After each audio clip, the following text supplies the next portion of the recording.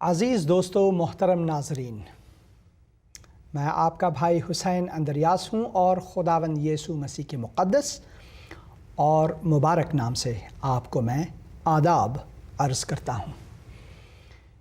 یہ خداوند کی مہربانی کی وجہ سے ہے کہ میں نفس حیات رکھ سکتا ہوں آج ایک اور دن کے لیے، تاکہ خداوند کی شکر گزار رہوں اور اس کی کلام کی منادی کر سکوں۔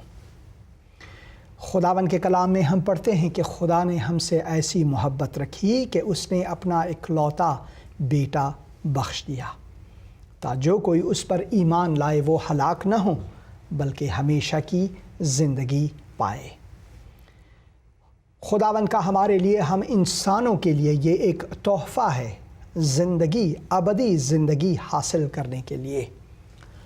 حصول زندگی انسانی قدرت و حکمت سے ممکن نہیں، مگر یہ خداوند نے ہمارے لیے ممکن بنایا جب وہ خود ہمارے دستگیر ہوئے۔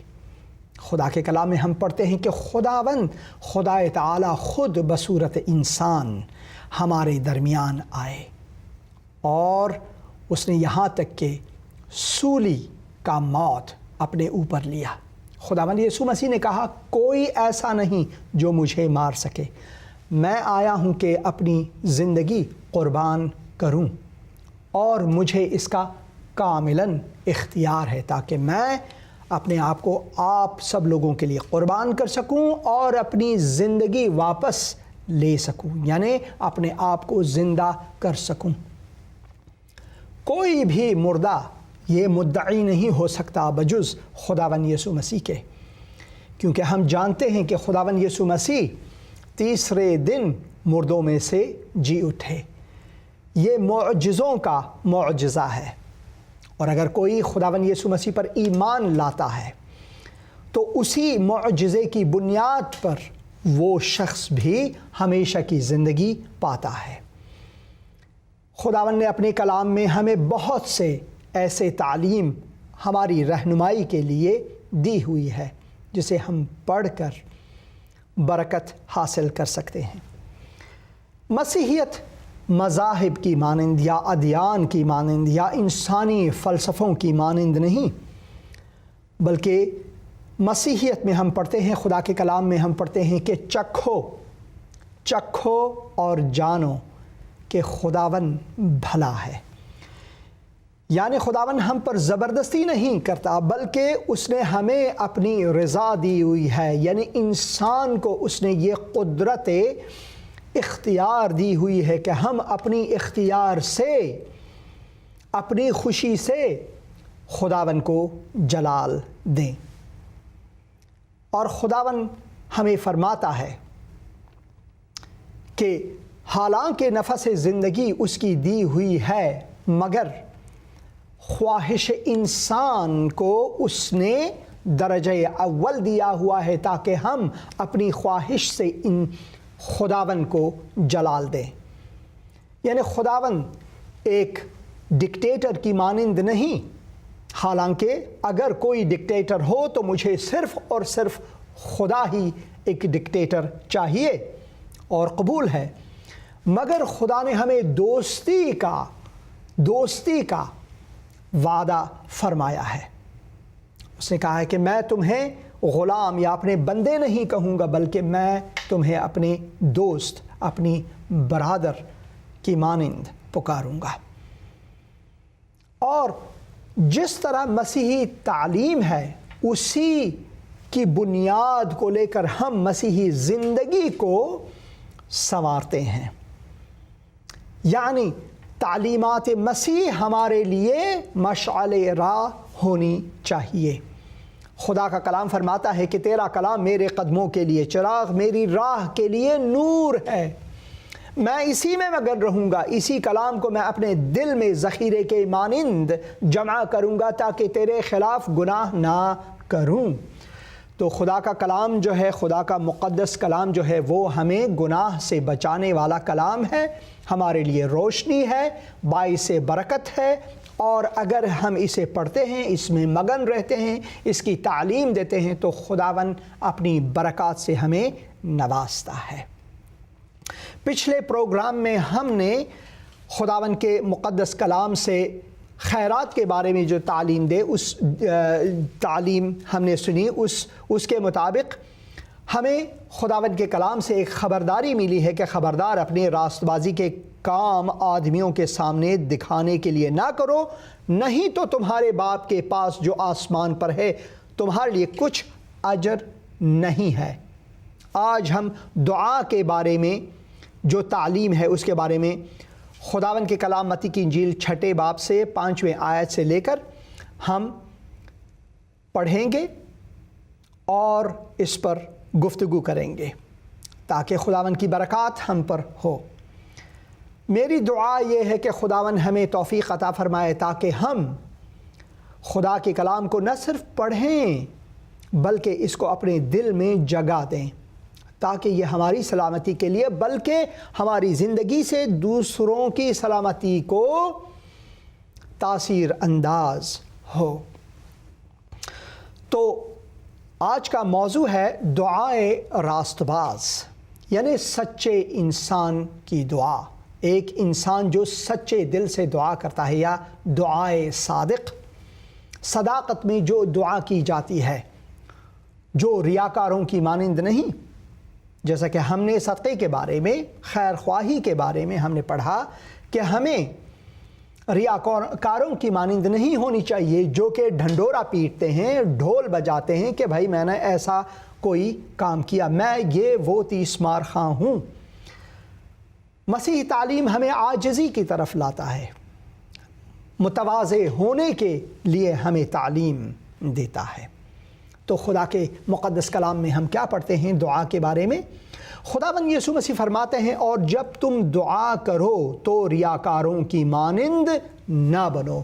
ٹھیک اسی طرح جس طرح ہم نے صدقے کے بارے میں یا پھر خیر خواہی کے بارے میں تعلیم میں پڑھا کہ ہمیں ریاکاروں کی مانند نہیں ہونی چاہیے، ڈھنڈورا نہیں پیٹنا چاہیے۔ ہماری دعا بھی خدائے مقدس، خدائے قدوس کے حضور ہو، نہ کہ دکھاوے کے لیے۔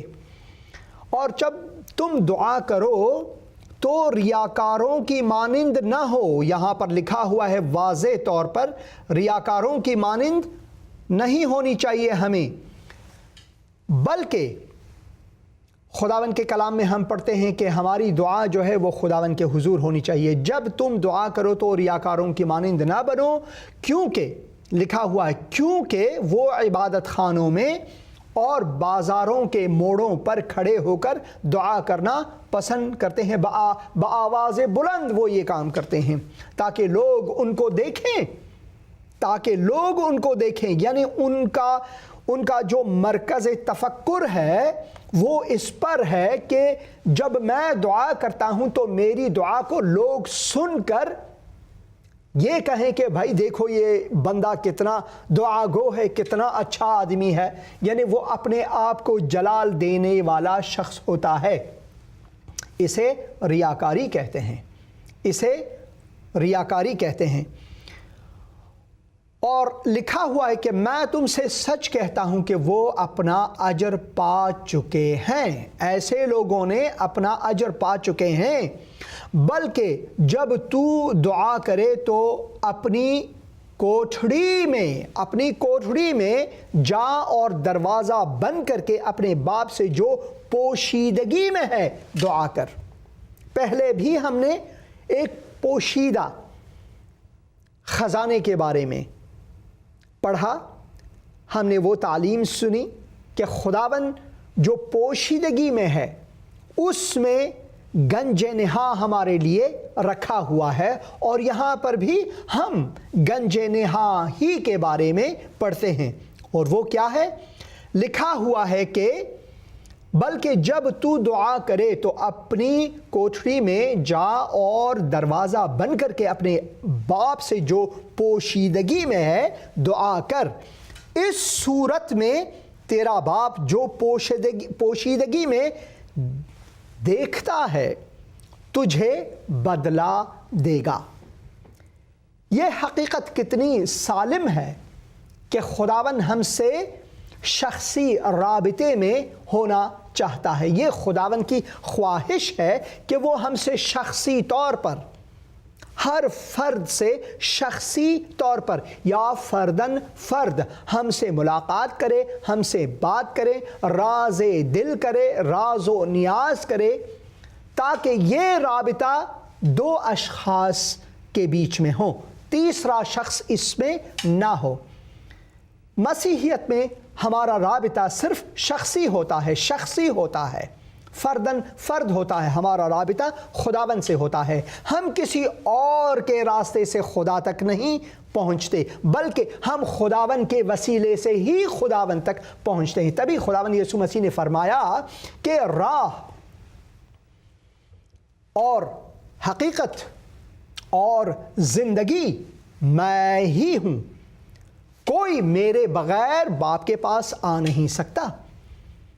مسیحیت رابطوں کا ایک ایمان پختہ ہے۔ ہمارا جو ایمان اور اس کی پختگی جو ہے وہ ہمارا رابطہ خدا سے یگانگت میں یعنی شخصاً ہوتا ہے۔ ہم کسی قبر میں یا کسی پیر یا پھر کسی سید کے پاس نہیں جاتے کہ ہماری بخشش کے لیے دعا کرے، بلکہ ہم اپنی مغفرت کے لیے خدا کے حضور جاتے ہیں اور خدا کے حضور دعا کرتے ہیں۔ دعا سے مراد یہ ہے کہ ہم اپنے آسمانی باپ سے صحبت میں ہوتے ہیں، یعنی جیسے کہ ہم کسی دوست سے صحبت میں ہوتے ہیں، صحبت کرتے ہیں، اختلاط کرتے ہیں، باتیں کرتے ہیں، راز و نیاز کرتے ہیں، اپنی مشکلات ان کے سامنے رکھتے ہیں، وہ اپنی مشکلات ہمارے سامنے رکھتا ہے، ویسے ہی ہمارا رابطہ خداوند کے ساتھ ہے۔ جب ہم دعا میں ہوتے ہیں تو ہم اپنے آسمانی باپ اس دوست کے سامنے ہوتے ہیں جو ہم سے بہت پیار کرتا ہے۔ اس کی محبت اتنی عظیم ہے کہ ہم اس کی پیمائش اپنے عقل و حکمت سے کبھی نہیں کر سکتے، صرف اور صرف اس روح مقدس کے وسیلے سے جو ہماری روح سے رابطہ فرماتا ہے، اس کے وسیلے سے ہم یہ پہنچا سکتے ہیں۔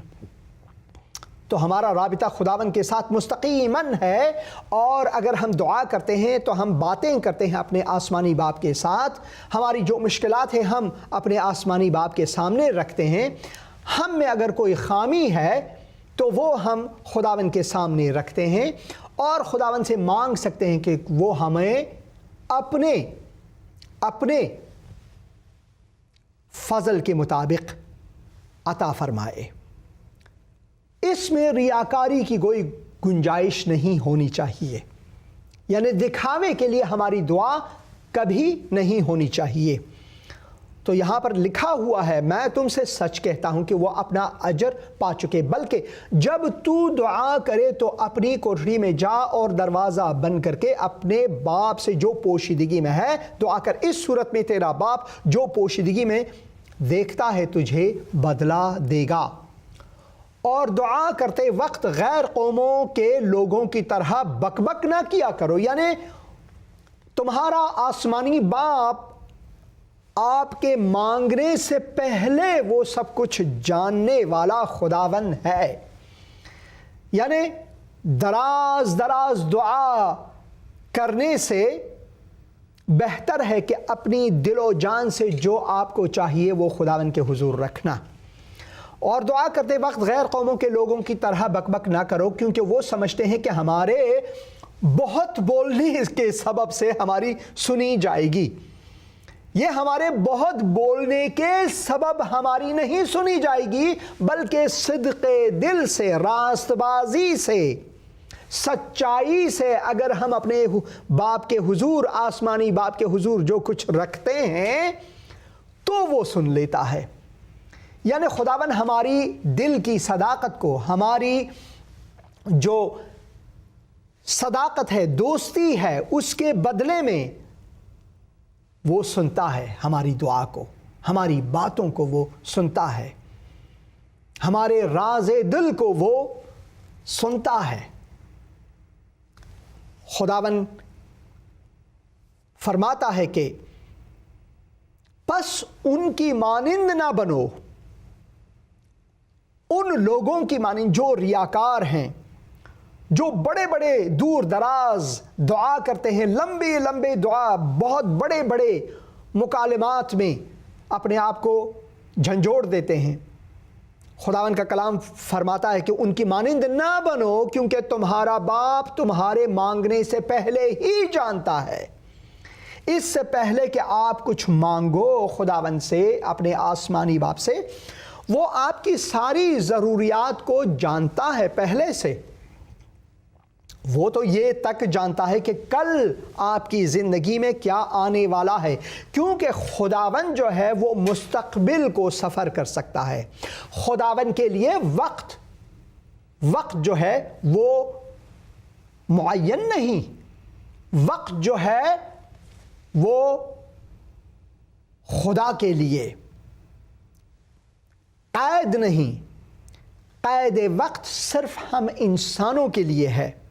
ہم نہیں جانتے کہ 1 منٹ کے بعد کیا ہو سکتا ہے ہماری زندگی میں، مگر خداوند جانتا ہے آج سے 10 دن بعد، 30 دن بعد، 1 سال بعد، 1 صدی بعد کیا ہو سکتا ہے۔ یہ سب وہ جاننے والا خداوند ہے۔ وہ ہمارے ماضی کو، ہمارے حال کو اور مستقبل کو سب اپنے ہاتھوں میں رکھتا ہے، اس کے سامنے سب واضح ہے۔ اس سے پہلے کہ ہم اپنا منہ کھولے مانگنے کے لیے، خداوند ہمارے ضروریات کو ہمیشہ سے جانتا ہے، اور اسی وجہ سے خدا کا کلام فرماتا ہے پس ان کی مانند جو ریاکار کی مانند ہے نہ بنو، کیونکہ تمہارا باپ تمہارے مانگنے سے پہلے ہی جانتا ہے کہ تم کن کن چیزوں کے محتاج ہو، تم کن کن چیزوں کے محتاج ہو، اسی کے مطابق خداوند جو ہے وہ آپ کو بخش دیتا ہے۔ خداوند اس سے زیادہ آپ کو کبھی نہیں دیتا جو آپ کے ضرر میں ہو، اور اتنا کم بھی نہیں دیتا کہ آپ بھیک مانگتے پھرو۔ وہ عدالت کا خداوند ہے، وہ مقرر فرماتا ہے کہ کس کو کتنی چاہیے۔ آپ فرض کریں اگر آپ خدا سے 1 لاکھ روپیہ مانگیں، اور اگر خدا آپ کو وہ 1 لاکھ روپے ایک دم سے دے ہی دے، اگر یہ خدا کی رضا، خدا کی خواہش کے مطابق نہ ہو، تو ہو سکتا ہے آپ اس 1 لاکھ روپے کو لے کر اپنی زندگی کو بگاڑ ہی دیں، یہ ہو سکتا ہے۔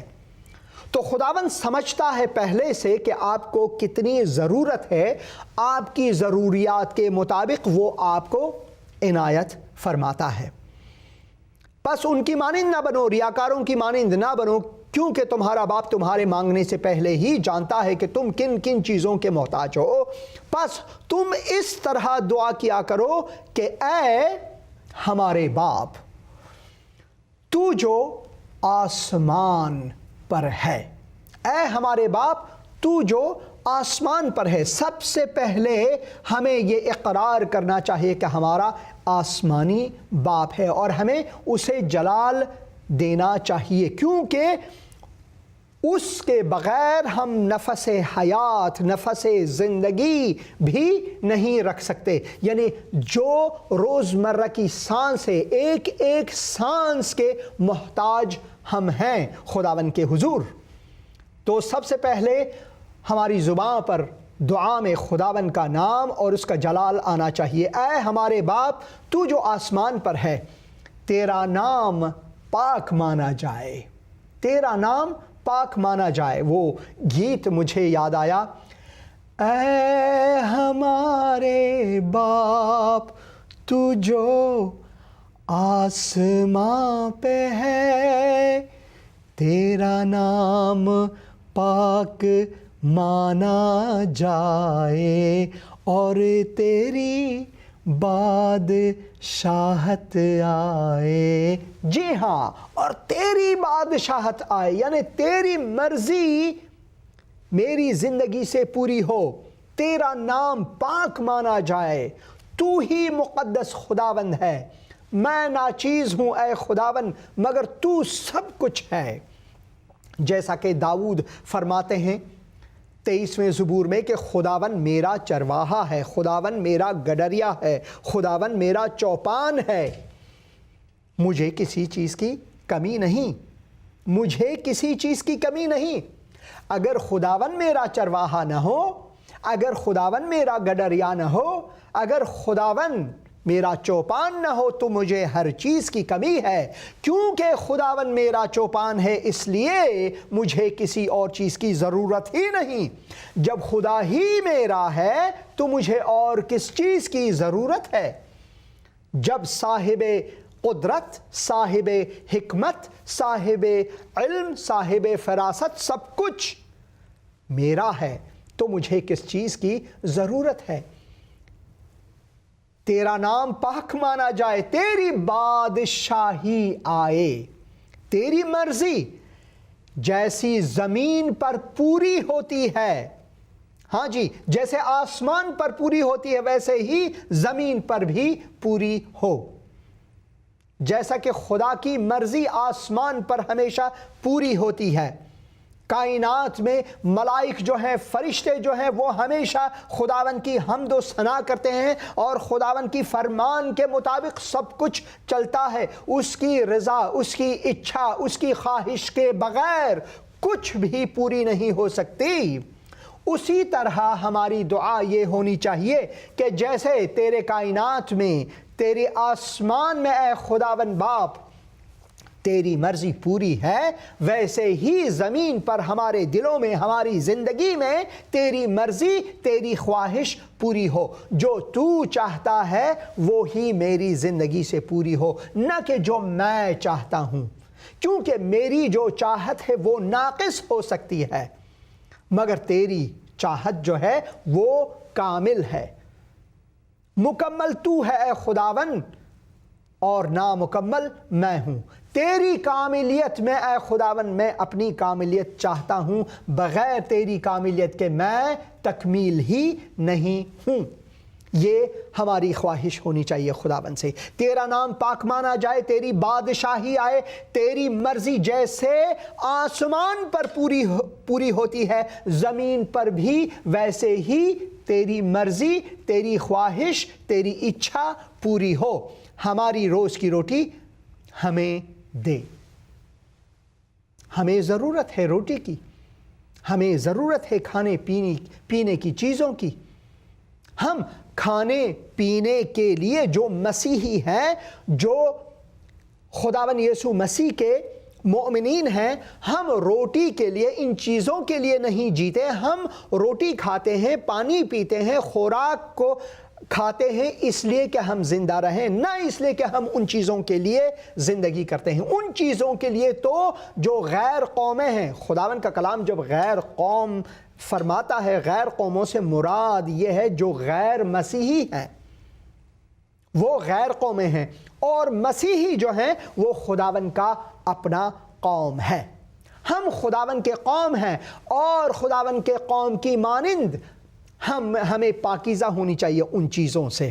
اسی وجہ سے ہماری روز کی روٹی ہمیں دے، اور جس طرح ہم نے اپنے قرض داروں کو معاف کیا تو بھی ہمارے قرض ہمیں معاف کر۔ اب یہاں پر ایسا لگتا ہے کہ ہم خداوند کو تعلیم دے رہے ہیں، مگر حقیقت میں یہ ہے جہاں یہاں پر لکھا ہوا ہے اور جس طرح ہم نے اپنے قرض داروں کو معاف کیا، یہ معافی ہم نے صلیب سے سیکھی ہے، کیونکہ خداوند یسوع مسیح نے صلیب پر کیا کہا؟ اے باپ تو ان لوگوں کو بخش دے کیونکہ یہ جانتے نہیں کہ وہ کیا کرتے ہیں۔ اسی کو بنیاد رکھ کر ہم لوگوں کے گناہوں کو جو ہمارے خلاف انہوں نے کیا ہوا ہے ان کو ہم معاف کرتے ہیں۔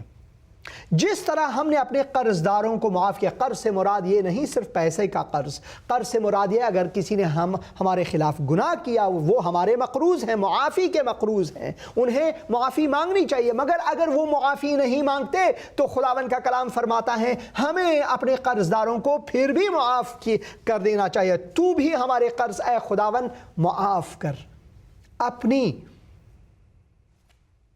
فضل کے بدولت۔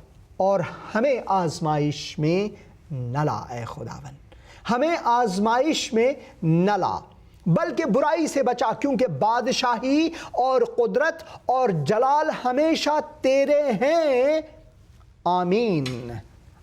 آخر میں بھی اور اول میں بھی، اول میں بھی اور آخر میں بھی خداون کو جلال دینے کی ضرورت ہے، کیونکہ وہ ہمیں دینے والا ہے، ہم لینے والے ہیں۔ وہ برکات کو دینے والا ہے، ہمیں برکت کو لینے والے ہیں، ہم برکت کو لیتے ہیں ان سے، تو ہمیں شکر گزار ہونی چاہیے خداوند کی۔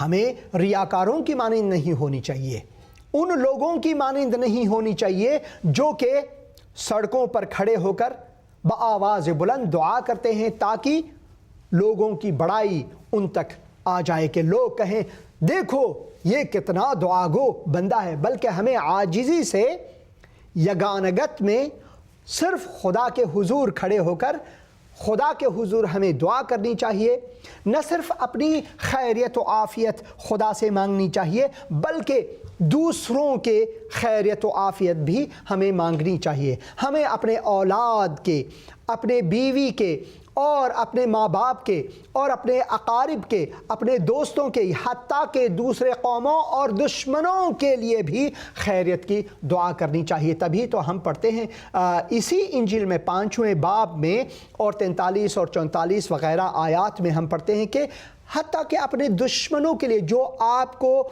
کو سزا دیتے ہیں، جو آپ کے پیچھے پڑے ہوئے ہیں کہ آپ کو نیست و نابود کریں، حتیٰ کہ ان کے لیے بھی ہمیں دعا کرنی چاہیے۔ اور اسی طرح ہم اپنے آسمانی باپ کے سچے فرزند کہلائیں گے۔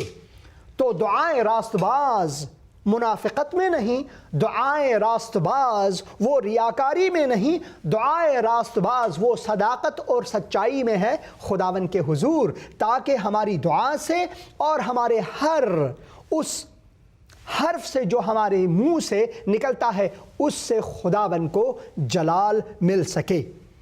اور ہمیں ہمیشہ خداوند کے کلام میں مگن رہنی چاہیے اور اس کلام کو اپنے دل میں جگہ دینی چاہیے اور اسی کے مطابق اپنی زندگی کو سنوارنا ہے۔